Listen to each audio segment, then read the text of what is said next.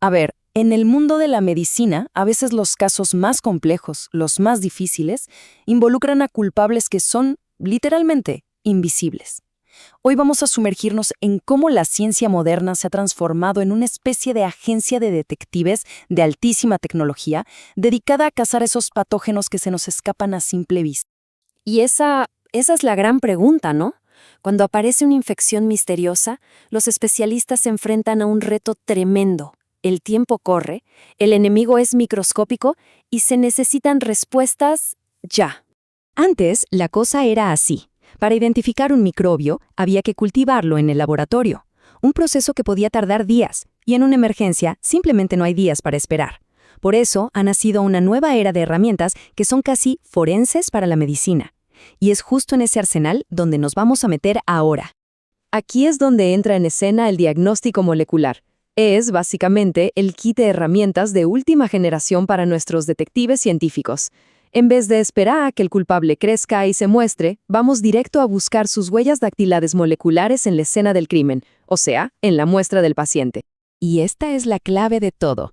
Cada bacteria, cada virus, cada hongo tiene un código genético y un conjunto de proteínas que son absolutamente únicos, como una firma irrepetible.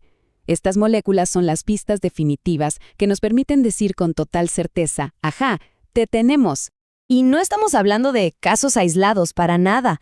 El campo de acción de estos detectives es enorme. Desde identificar bacterias superresistentes en hospitales, diagnosticar infecciones de transmisión sexual, hasta monitorear la carga viral de pacientes con VIH o hepatitis o detectar en tiempo récord qué está causando una meningitis. Estas técnicas están en la primera línea de batalla de la medicina moderna. Ok, entonces, el primer paso en cualquier investigación, claro, es encontrar la evidencia. Pero, ¿qué pasa si esa evidencia es diminuta? Apenas un fragmento del ADN del culpable. Bueno, pues hay que encontrar la forma de hacerla visible. Y para esto tenemos una técnica que fue una verdadera revolución. La reacción en cadena de la polimerasa, o como la conocemos todos, PCR. Piensen en ella como una fotocopiadora molecular. Es capaz de tomar un solo pedacito del ADN del sospechoso y crear millones, no miles de millones de copias. El proceso en sí es súper elegante. Primero, se calienta el ADN para que sus dos hebras se separen. Luego se enfría un poco para que unos fragmentos pequeños, los cebadores, se peguen justo en la secuencia que nos interesa. Y finalmente, una enzima entra y copia esa sección. Y esto se repite una y otra vez, duplicando la cantidad de ADN en cada ciclo. Es una amplificación exponencial en toda regla. Ahora, algo realmente interesante es que la PCR no es la única herramienta en este kit. Existen otras técnicas de amplificación como las que vemos aquí. Muchas de ellas tienen una gran ventaja. Funcionan a temperatura constante, son isotérmicas. Esto elimina la necesidad de estar calentando y enfriando, lo que las hace todavía más rápidas. Son perfectas para ciertos tipos de pistas, como el ARN. Al final, cada método tiene sus puntos fuertes, como un buen detective que sabe exactamente qué herramienta usar para cada caso. Muy bien, ya tenemos millones de copias de la evidencia. Ahora llega el momento de la verdad. Hay que analizarla para saber exactamente qué es. No nos sirve de nada saber que hay algo.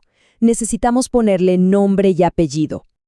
Y aquí es donde entra la secuenciación. Se puede hacer de dos formas, principalmente. Por un lado, un análisis dirigido, que se enfoca en un gen muy específico para identificar la especie del microbio. Es como leer un solo capítulo de un libro para entender de qué va. O se puede hacer una secuenciación del genoma completo, que es literalmente leer el libro entero, de la primera a la última página. Esto último es increíblemente poderoso para, por ejemplo, rastrear el origen de un brote epidémico, comparando los genomas para ver cómo se está moviendo.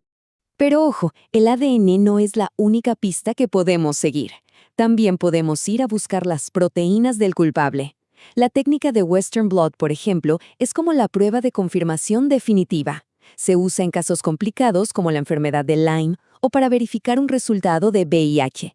Es como tener un testigo ocular, las proteínas en este caso, que confirma lo que el ADN nos está diciendo. Así nos aseguramos de que la identificación sea 100% correcta.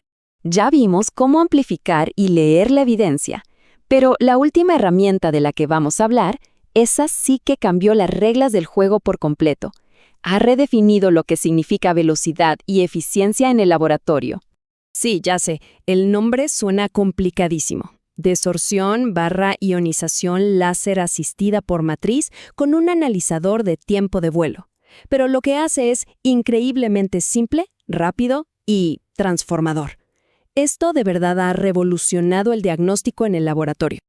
Y el proceso es brillante. Miren, se toma una muestra pequeñita del microbio y se mezcla con una matriz especial.